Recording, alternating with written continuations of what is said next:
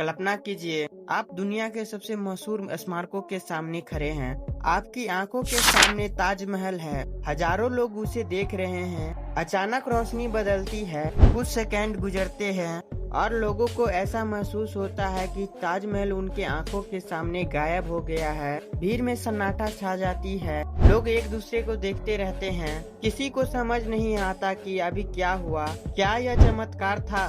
क्या यह अलौकिक शक्ति थी या फिर एक ऐसा इंसान का कमाल था जिसने पूरी दुनिया को अपनी कल्पना का कैदी बना लिया? उस इंसान का नाम था पीसी सरकार, भारत का वह महान जादूगर जिसने दुनिया को यह सोचने पर मजबूर कर दिया कि शायद असंभव जैसी कोई चीज नहीं होती है। यह सिर्फ एक जादू की कहानी नहीं है, यह एक सपने की कहानी है, एक जुनून की कहानी है और उस इंसान की कहानी है जिसने भारतीय जादू को दुनिया के सबसे बड़े मंच तक पहुंचा दिया।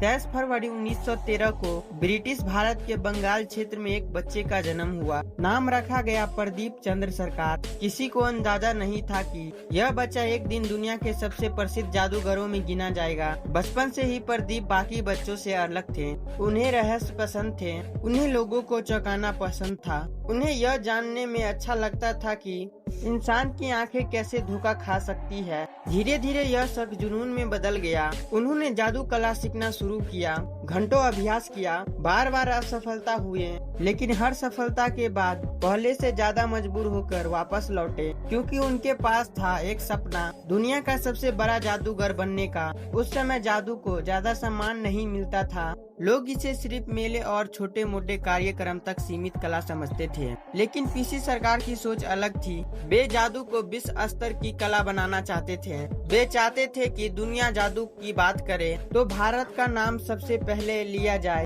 और इसी सोच ने उन्हें बाकी कलाकारों से अलग बना दिया। धीरे धीरे उनके छोटे मोटे कार्यक्रम बड़े कार्यक्रम में बदलने लगे, उनकी लोकप्रियता बढ़ने लगी। लेकिन उनकी सबसे बड़ी ताकत सिर्फ ट्रिक नहीं थी, उनकी सबसे बड़ी ताकत थी उनका प्रस्तुति। जब वे मंच पर आते थे तो ऐसा लगता था कि जैसे कोई राजा अपने दरबार में प्रवेश कर रहे हैं। उनकी आवाज में आत्मविश्वास था, उनकी मुस्कान में रहस्य था और उनके व्यक्तित्व में ऐसा आकर्षण था कि दर्शक खुद पर खुद उनकी दुनिया में खो जाते थे। फिर आया वह दौर जिसने उनकी पूरी दुनिया बदल दी। 1950 के दशक में पीसी सरकार ने भारत से बाहर शो करना शुरू किया। जापान, इंग्लैंड, फ्रांस, जर्मनी और अमेरिका, जहां भी गए लोगों ने उन्हें हाथों हाथ लिया। विदेशी अखबारों ने उन्हें द इंडियन मिरेकल मैन कहना शुरू कर दिया। उनके शो हाउसफुल होने लगे। लोग टिकट खरीदने के लिए घंटों लाइन में खड़े रहते थे, क्योंकि वे सिर्फ जादू नहीं देखते थे, वे लोगों को एक ऐसी दुनिया में ले जाते थे जहां कुछ भी संभव हो सकता था। उनके सबसे प्रसिद्ध जादुओं में से एक था वाटर ऑफ इंडिया। एक ऐसा साधारण दिखने वाला पात्र, दर्शकों को लगता था कि पूरी तरह से खाली है, लेकिन पीसी सरकार बार बार पानी निकाल सकते थे। एक बार नहीं, 2 बार, 3 बार, और फिर पानी खत्म नहीं होता। दर्शक हैरान रह जाते थे।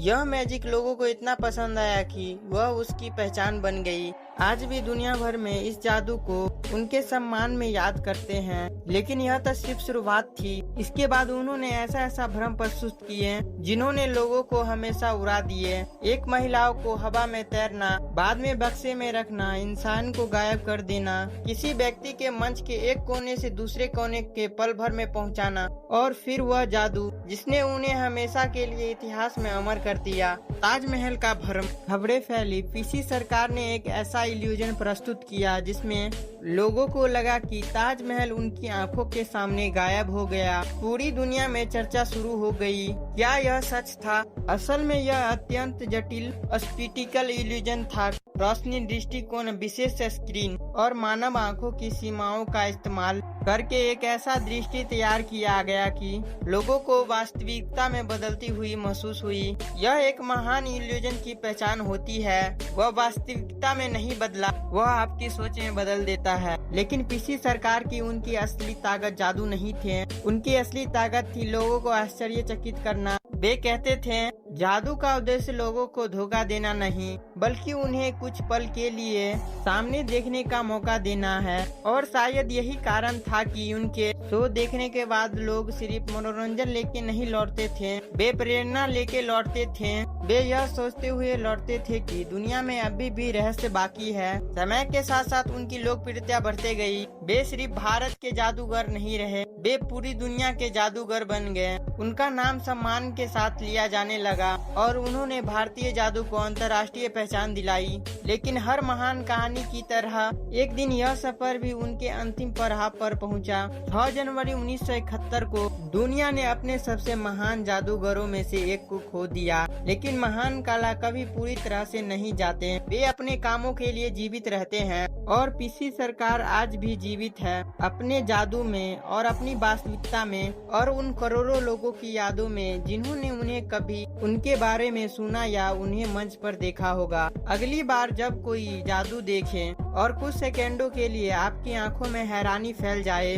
तो याद रखिएगा, कहीं ना कहीं उस हैरानी में पीसी सरकार की वास्तविकता आज भी जिंदा है। क्योंकि महान जादूगर कभी नहीं मरते, वे अपनी कला में हमेशा जीवित रहते हैं और पीसी सरकार हमेशा जीवित रहेंगे। तो इसी के साथ हमारा वीडियो का डी एंड होता है और चलिए मिलते हैं एक नए वीडियो के साथ। इस तब तक के लिए हमारे चैनल को लाइक शेयर सब्सक्राइब कर लीजिएगा।